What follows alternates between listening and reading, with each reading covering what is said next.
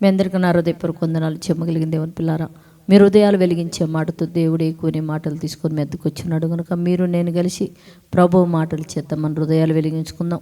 మన హృదయాలు మరి ఏ మాటల చేత అయితే దేవుడు వెలిగించాలనుకున్నాడు ఒకసారి మనం ధ్యానం చేయగలిగితే దేవుని పిల్లారా, లోకాసు వార్త 24వ అధ్యాయము 5వ వచనంలో రాయబడిన మాట మనం చూడగలిగితే, వారు భయపడి ముఖములో నేలకు మోపి ఉండగా మీరు సజీవుడైన వారిని మీరెందుకు మృతుల్లో వెతుకుచున్నారు అంటే, యేసుక్రీస్తు వారు సజీవుడైతే ఆయన శిష్యుల్ని ఏమని మరి మధ్యలేని మరి యేసుక్రీస్తు వారు దేహము సమాధిలో ఉంచబడింది కదా అని చెప్పి వచ్చే తల్లికి ఇద్దరు దేవదూతలు ఉన్నారు, వీళ్ళిద్దరు మాత్రం కూర్చొని ఉంటే అప్పుడు వాళ్ళు సమాధులు తొంగి చూసినప్పుడు ఏమంటున్నారంటే, సజీవుడైన వాడిని మృతుల్లో మీరు ఎతుకుచున్నారు ఎందుకు?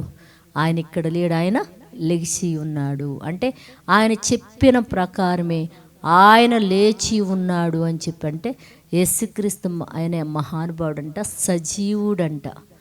అందుకని మనం కూడా సజీవుడైన వాడిని మనము కూడా ఎమ్మడించగలిగితే మనము కూడా దేవుని పిల్లల మరణం అనే పేరుతో మనలో కూడా పెట్టెలో నారబట్టలో చుట్టి సుగంధ తైలములు పెట్టి సమాధిలో పెట్టినప్పటికీ మనము కూడా సజీవులుగా లెగిసి పరదేశికి వెళ్ళిపోతాం.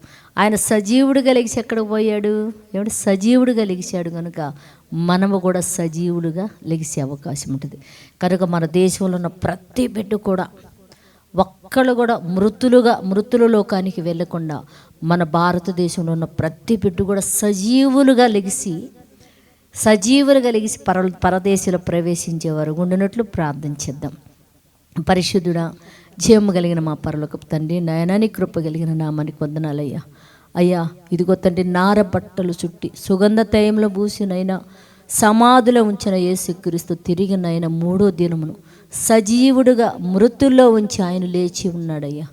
మమ్మల్ని కూడా తండ్రి క్రీస్తులేకి రక్షణ పొందిన మేమందరం కూడా మరణించిన సజీవులుగా మమ్మల్ని లేపినైనా పరదేశికి చేర్చగలిగిన మహానుభావుడు నువ్వు ఒక్కడివే గనుక తండ్రి, ఇదిగోనైనా మా దేశంలో ఉన్న ప్రతి బిడ్డ కూడా మృతుల లోకానికి వెళ్ళకూడదనైనా, అగ్నికి వెళ్ళకూడదయ్యా.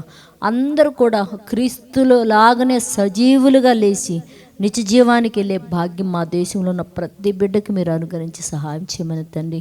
ఈ మాటలు వింటున్న ప్రతి కుటుంబాన్ని మీరు ఆశీర్వదించండి నాయన. ఆసక్తి కలిగిన ఈ మాటలు వింటున్నారు కదయ్యా, ఆ బిడ్డలు చదువుల నిమిత్తం అయినా ఉదయమును బయటికి వెళ్తుంటారయ్యా, ఉద్యోగాల నిమిత్తం అయ్యా, వ్యాపారాల నిమిత్తం అయ్యా, ఇదిగో తండ్రి చేతి పనులు చేసుకోవడానికి పొట్ట చేత పట్టుకొని వెళుతుండగా వారి చేతి పనులు మీరు బహుగా ఆశీర్వదించి వారి కష్టాజిత్తాన్ని వారు అనుభవించినట్లునైనా సాయంత్రం బిడ్డలు క్షేమంగా గృహానికి చేరి ఆత్మతో సత్యముతో నేను ఆరాధించే భాగ్యమని గురించి సహాయం చేయమని మా రక్షకుడు నీ కుమారుడైన యేసయ్య పరిశుద్ధ నామములో ప్రార్థన అడుగుతున్నాం తండ్రి, ఆమేన్.